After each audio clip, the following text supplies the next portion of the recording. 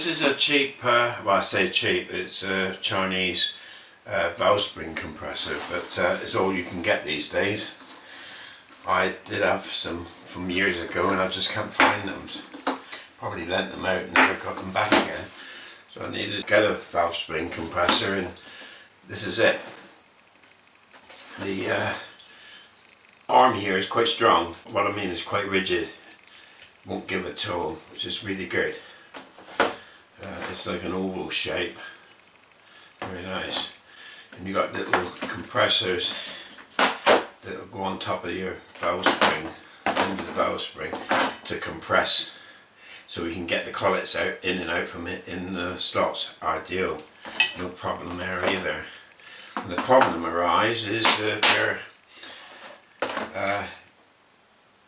well, let's try to show. If I, for instance, let's just say I'll screw this in.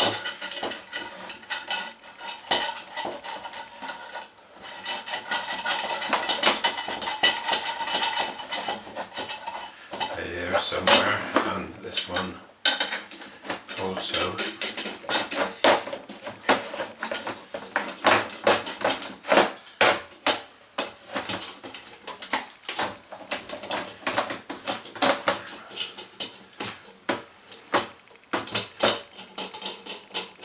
Okay, so right, we apply this to the valve springs, and this is the problem we got. Because of the distance here, you're taking up your free space. The longer this thread comes out of the female thread here, the more wobble it'll have at the end. Now to add to that, they're all the same, but these clip on here, and these has got this movement in both directions. So we got that plus that pushing, so you can actually see the angles here that's being created, and this one here as well. So when you compress quite a strong valve spring, you tend to get like a banana shape, and it's like putting side stress on the valve stem, which is not very nice. So how to get over that? Well, we can either have this one out a long way or this one out a long way to fill the gap. Let's just say we keep this one out a long way and try to, first of all, we'll cure that wobble there. The easiest way to do that is with this is a M12 thread, M12 course. That's M12 by 1.75 millimeters. Standard M12 nut. Pop that on there and screw it down and lock that. Now we've got no movement there at all, it's quite rigid. How do we get over this wobbling? And it's applicable to all these ends, but in my case I'm using quite large valves, so I need the biggest, like even that one isn't quite large enough. So anyway, we put that one on there, we've got to get rid of that. To do that, I machined up a little adapter. So I've got M12 thread going straight through, and in here it's recessed to locate this one, and I've drilled 2 holes in here, 3mm holes. I've threaded these at M3, so now we'll pop, I've got some screws here that we can hopefully, got stainless steel screws.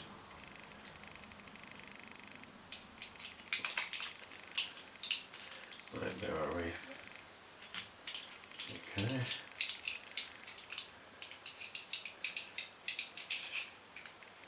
Yes.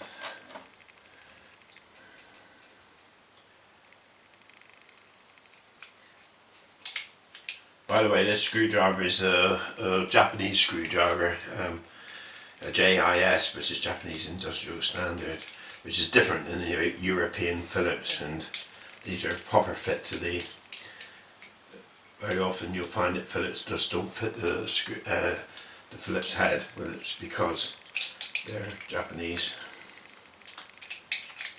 That's those done down tight. So now that's rigid. Now I can screw that on here now until that piece comes through. Let's take it down until it stops basically.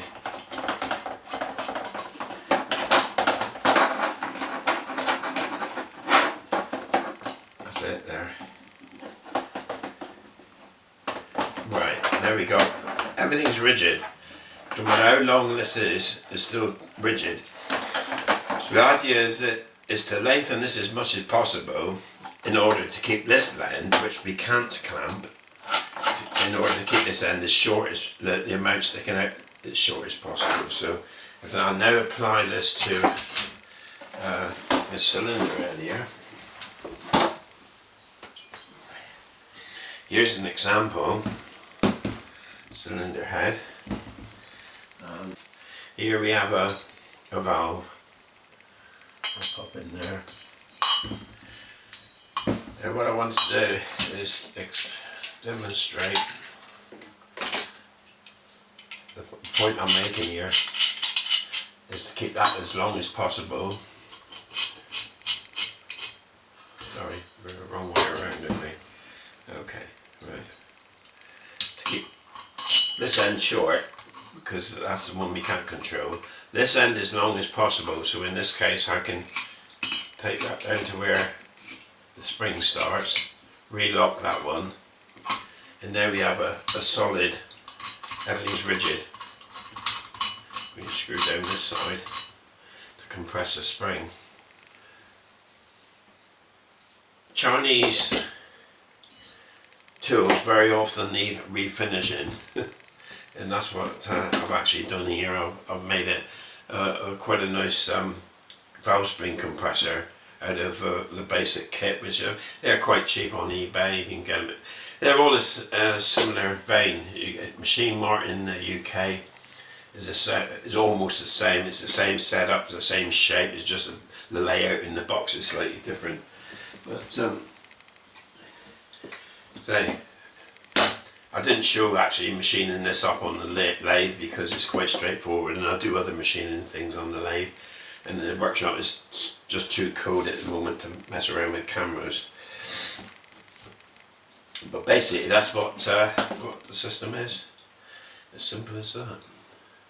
Now just for trial here, I'm going to turn on some light in here and see if that helps. Don't know if it does or not really. But there you go, that's it.